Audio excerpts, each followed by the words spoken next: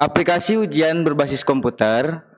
Di sini juga kami akan menjelaskan latar belakang dari aplikasi CBT yang akan disampaikan langsung oleh rekan satu tim saya yang bernama Ferdiansyah. Saudara Ferdiansyah, dipersilakan waktu dan tempat untuk mempresentasikan. Assalamualaikum warahmatullahi wabarakatuh. Terima kasih kepada moderator yang telah sempat meluangkan waktu untuk menjelaskan tentang latar belakang dari sistem CBT. Dengan keterbatasan sistem ujian selama ini bersifat konvensional, artinya ujian dilakukan dengan menggunakan kertas dan pensil. Dengan istilah sekarang paper based test atau PBT, PBT yang dilakukan saat ini banyak masalah atau kendala, seperti rawan dalam penyiapan bahan ujian, penggandaan dan distribusi naskah soal, kecurangan selama pelaksanaan ujian, perlu langkah scanning LJK dan scoring, membutuhkan biaya, tenaga, dan waktu yang banyak. Jadi, ujian dengan PBT kurang efektif dan efisien. Perkembangan teknologi saat ini sangat pesat sehingga memungkinkan untuk menggunakan ICT dalam ujian. Apa itu Computer Based Test atau CBT? CBT adalah tes berbasis komputer yang penyajian dan pemilihan soalnya dilakukan secara terkomputerisasi sehingga setiap peserta tes mendapatkan paket soal yang berbeda-beda. Tentunya tujuan utama dari sistem tersebut untuk mendapatkan hasil tes yang valid dan dapat dipertanggungjawabkan. Mungkin itu saja yang dapat saya sampaikan dari sistem latar belakang dan sistem CBT. Kekurangan atau kelebihannya saya mohon maaf. Untuk selanjutnya saya kembalikan ke moderator. Iya, terima kasih ke Saudara Ferdi yang telah menyampaikan ataupun menjelaskan dari latar belakang dari aplikasi CBT. Nah, selanjutnya di sini juga ada mekanisme pelaksanaan ujian CBT yang akan dijelaskan ataupun disampaikan oleh rekan satu tim saya yang bernama Tio Demi Permana. Dipersilakan. Assalamualaikum warahmatullahi wabarakatuh. Di sini saya akan menjelaskan tentang mekanisme pelaksanaan ujian CBT. Ada beberapa mekanisme pelaksanaan ujian CBT. Yang satu, tempat pelaksanaan ujian harus menyediakan server atau jaringan internet lokal atau LAN. Kedua, penyelenggara, teknisi, admin ujian mendatangi lokasi ujian, mendownload paket soal dan daftar peserta ujian secara online dan akses internet, dan menginstal di server lokal. Ketiga, peserta mengakses ujian secara offline ke server lokal. Keempat, hasil ujian dikirim ke server pusat secara online sesaat setelah ujian berlangsung. Kelima, keputusan hasil ujian diumumkan setelah diadakannya sidang yudisium oleh penyelenggara ujian, profesi dan penguji. Nah, bisa kita lihat di sini juga ada gambar tentang mekanisme online. Yang pertama, server pusat disinkronkan ke server admin, terus disinkronkan lagi ke server lokal. Nah, baru komputer siswa bisa diinput ke server pusat. Adapun kelebihan dan kekurangan sistem CBT. Kelebihannya sistem CBT akan mengurangi biaya pelaksanaan karena tentu tidak diperlukannya mencetak soal dan lembar jawaban dengan kertas. Distribusi soal, pengawalan soal dari pihak dan keamanan serta mengurangi biaya mengoreksi hasil ujian dengan scanning LJK dan scoring yang membutuhkan waktu lebih lama. Kekurangannya, mata lebih cepat lelah. Tidak semua siswa atau peserta CBT online terbiasa berada di depan komputer dalam waktu lama. Yang terakhir, tidak bisa coret soal meskipun sistem ujian dilaksanakan dengan berbasis komputer. Setiap peserta ujian tetap akan mendapatkan kertas HPS. Mungkin sekian yang dapat saya sampaikan. Selebihnya saya kembalikan kepada moderator. Ya, terima kasih ke Saudara Tio Demi Permana yang telah menyampaikan dari materi, mekanisme, dan kekurangan kelebihan dari aplikasi CBT. Selanjutnya di sini ada rumusan masalah yang akan disampaikan langsung oleh rekan satu tim saya yang bernama Adam Mahmudin. Dipersilakan. Assalamualaikum warahmatullahi wabarakatuh. Saya di sini akan mempresentasikan tentang rumus masalah. Nah, yang pertama sering terjadi hilangnya lembar jawaban ujian siswa pada saat proses pengumpulan kepada guru. Nah, untuk yang kedua, adanya kecurangan atau menyontek yang dilakukan siswa karena soal yang diberikan guru mata pelajaran kepada seluruh siswa cenderung sama. Nah, untuk yang ketiga, proses koreksi jawaban ujian siswa yang memakan waktu relatif lebih lama dan berpotensi mengalami kesalahan dalam penilaian. Nah, untuk teknologi yang kami gunakan ada XAMPP sebagai server yang berdiri sendiri yang terdiri atas program Apes HTTP server MySQL database. HDSQL merupakan tool all-in-one untuk pengelolaan atau pengembangan dan administrasi database. Nah, untuk DLP versi 10.4 suatu bahasa pemrograman yang menggunakan visualisasi. Nah, untuk yang terakhir MySQL koleksi data yang sistematis yang disimpan secara elektronik. Mungkin segitu presentasi dari saya. Mohon maaf bila ada kesalahan. Cukup sekian dan terima kasih. Ya, terima kasih ke Saudara Adam Mahmudin yang telah mempresentasikan pemateri yang sebelumnya. Selanjutnya di sini juga ada pengertian daripada database yang akan disampaikan langsung oleh rekan satu tim saya yang bernama Reja Altambirano. Dipersilakan. Assalamualaikum warahmatullahi wabarakatuh. Di sini saya akan mempresentasikan tentang pengertian database. Database atau basis data adalah kumpulan data yang dikelola sedemikian rupa berdasarkan ketentuan yang saling berhubungan sehingga mudah dalam pengelolaannya. Melalui pengelolaan tersebut, pengguna dapat memperoleh kemudahan dalam mencari informasi, menyimpan informasi, dan membuang informasi. Nah, yang selanjutnya ada perancangan database. Proses pembuatan skema aliran data dalam database yang berfungsi untuk menggambarkan relasi antar tabel yang akan dipakai dalam pembuatan aplikasi CBT. Nah, di sini ada gambar yang berisikan tabel, tabel transaksi dan tabel master. Tabel transaksi adalah tabel yang mempunyai turunan dari tabel lain, contohnya seperti tabel bank soal. Dan tabel master adalah tabel yang berdiri sendiri, contohnya seperti tabel mapel, jurusan, dan lain sebagainya. Mungkin sekian presentasi dari saya. Untuk selanjutnya kembali ke moderator. Terima kasih ke Saudara Reza Altafirori yang telah mempresentasikan pemateri yang sebelumnya kita bahas. Mungkin karena di PowerPoint ini kita agak sempat bikin mendemokan aplikasi, jadi kita langsung turun aja ke prakteknya langsung yang akan dijelaskan oleh Dendi Supriyadin. Dipersilakan. Bagian moderator akan juga ikut menjelaskan dari proyek aplikasi yang kita buat. Di sini ada langkah awal. Setiap admin yaitu mempunyai username ataupun password masing-masing yang akan dimasukkan ke dalam form login. Nah, di sini kita juga ada mempunyai 2 aplikasi. Nah, yang ini kita from login buat guru, buat memasukkan soal. Nah, ada juga nanti next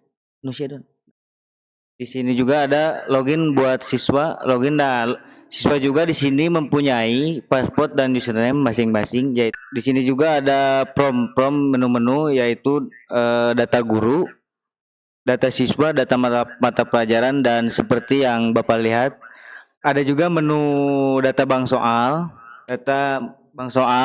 Di sini juga data bank soal buat penginputan.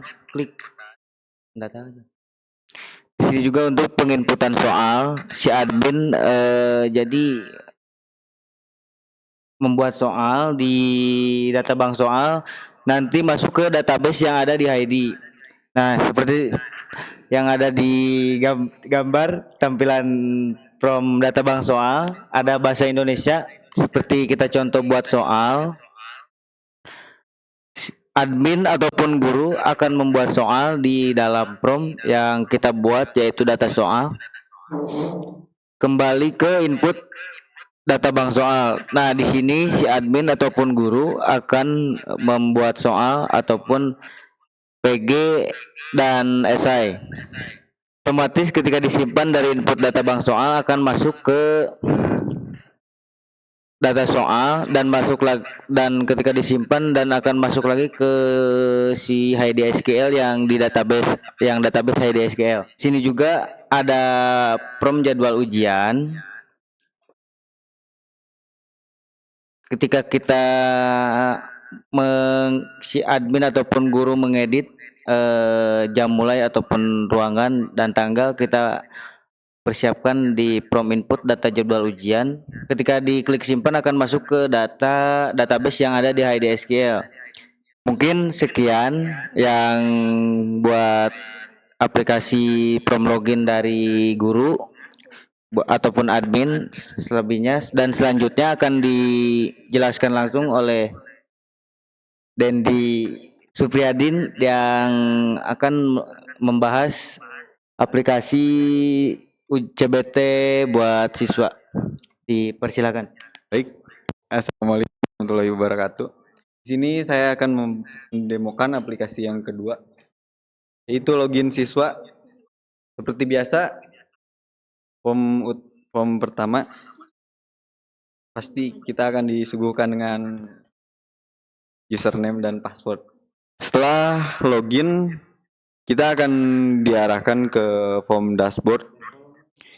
Di sini ada jadwal ujian dan menu jadwal ujian, hasil ujian, dan di sini ada info siswa yang login. Di sini juga ada form add button logoutnya. Kita masuk ke menu ujian. Sepertinya belum diinput dari form jadwal, Pak. Ya, Pak. Oke, Kang Aldi. Coba kita cek dulu di. Mohon maaf ke Bapak penguji menunggu lama karena ada trouble. Database-nya mau diganti dulu, Pak. Ya, Pak, sambil nunggu diinfokan kembali, Pak. Soalnya mungkin agak lama. Apa ada yang ditanyakan pada Bapak penguji? Barangkali ada yang mau ditanyakan sambil nunggu pergantian dari database. Yang mau ditanya tuh tadi tuh tolong jelasin apa ya, desain database-nya gitu. Ini tuh flow dari database-nya tuh gimana? Alur dari database-nya. Alur database. Buka aja PowerPoint yang tadi, PowerPoint, terus yang bagian database-nya.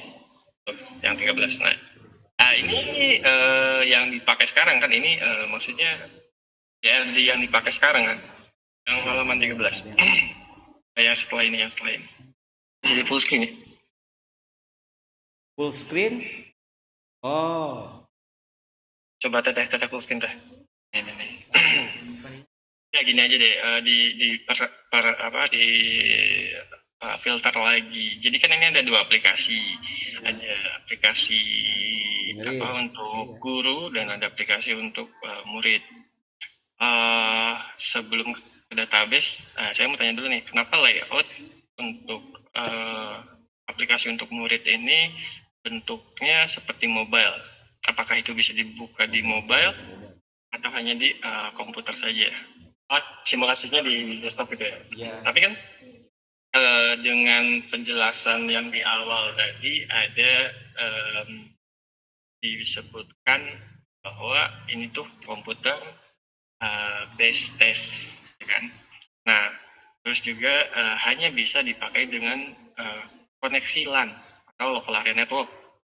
Nah, tapi kalau misalkan pakai mobile, otomatis kita harus ada kayak koneksi internet juga dari mobilenya gitu kan. Yang mana ini hanya dipakai di local area, jadi nggak bisa diakses oleh oleh internet, gitu, oleh internet, akses internet yang terhubung dengan internet secara literal. Nah itu gimana nanti kalau misalkan dibuka di mobile? Kalau koneksinya itu servernya itu ada di LAN. Ya pakai server sekolah, terus alurnya gimana? Untuk alurnya gimana? Alur dari prosesnya itu nanti? Database-nya. Enggak, alur dari aplikasinya. Kalau misalkan kita pakai handphone, kita kan nggak bisa connect ke LAN kan? Nah, itu gimana nanti kalau misalkan emang diperuntukkan di mobile? Peluang loginnya untuk ngecek database-nya, maksudnya ngecek data siswanya. Kalau misalkan di mobile itu kan untuk siswa kan, gimana kita mulai ujiannya kalau misalkan itu prosesnya ada di LAN. Ya mungkin belum terpikirkan ke sana ya, mungkin emang karena coba beberapa runner juga cuma bikin gitu ya, karena belum tahu alur-alurnya juga. Gitu ya. Karena ini di database ini tuh dibuat atau di referensinya sama siapa? Maaf Pak, Ya, iya direferensikan ke usaha gitu. referensi apanya? Database. Database-nya iya sebenarnya sebetulnya mulai dari analisa kan sebetulnya ada aplikasi yang sudah ada di sini. Nah, kita memang rada meniru ke situ. Oh. Terus dari sisi kebutuhan, memang sebetulnya kalau sampai finish database sudah cukup, bisa sebetulnya diimplementasikan. Tapi dari sisi target aplikasi itu dibikin dua. Yang pertama tadi desktop untuk admin, dan yang keduanya mobile. Tapi karena mobile batas ya ilmunya, jadi cuman disimulasikan di desktop. Ya. Gitu. Oke. Yaudah gini aja deh. Ini di sini tabel apa aja sih yang dipakai untuk mobile? Coba silakan. Ya, tabel yang digunakan untuk itu apa aja? Masuk semua. Udah gitu aja. Saya coba kasih ini ya, kasih apa? Kayak misalkan kalau misalkan ditanya seperti itu, mungkin jawabnya bisa kayak ini. Salah satunya itu misalkan kita memakai tabel data siswa. Data siswa ini digunakan untuk proses login dari siswa tersebut, dan juga untuk menampung data-data siswa yang seharusnya ditampilkan maksudnya di UI kayak tadi misalkan untuk di desktop atau juga mobile gitu kan. Nah, jadi untuk admin, jadi untuk siswa juga bisa. Jadi sebenarnya tabel data siswa ini digunakan untuk itu. Jadi sebenarnya kalau misalkan dilihat dari sini, ini tuh penggunaannya kurang tepat karena untuk guru pun sebenarnya dia ada username dan ada password juga ya. Nah, sebenarnya untuk tabel seperti ini, kalau misalkan berhubungan dengan autentikasi atau otorisasi, itu harusnya ada tabel terpisah untuk menampung username dan password, dan dibedakan menggunakan role atau bisa dibilang level ya. Nah, jadi misalkan jadi ada satu tabel namanya tabel user. Tabel user ini berisi info login dari guru ataupun siswa. Nah, lalu nanti kalau misalkan untuk membedakan dia ini guru atau siswa gimana? Jadi ada ini misalkan level kan. Level ini sebenarnya bukan level, berarti misalkan peran atau role. Peran ini misalkan perannya sebagai guru atau juga murid. Nah, nanti dibedakannya dari situ. Enggak itu ya, di luar itu ya. Nah, kayak tadi itu kenapa yang tadi di mobile app kayak datanya muncul nggak lengkap ketika masuk ke apa namanya tadi jadwal ya. masuk ke jadwal itu nggak ada apa datanya lengkap, cuma ada nama doang di situ. Kenapa sih? Tapi yang lainnya kosong. Kita apa yang salah? Database-nya masih. Oh, jadi nggak disamain ya? Jadi nggak bareng-bareng database-nya gitu ya? Oke. Jadi sebenarnya datanya sebenarnya udah ada, cuma karena nggak ke-detect. Oke. Kalau dari sini mungkin nggak ada, dari apa namanya, dari teknikalnya belum. Memang ya pada dasarnya masih belajar juga ya, nggak ada yang perlu saya koreksi juga gitu.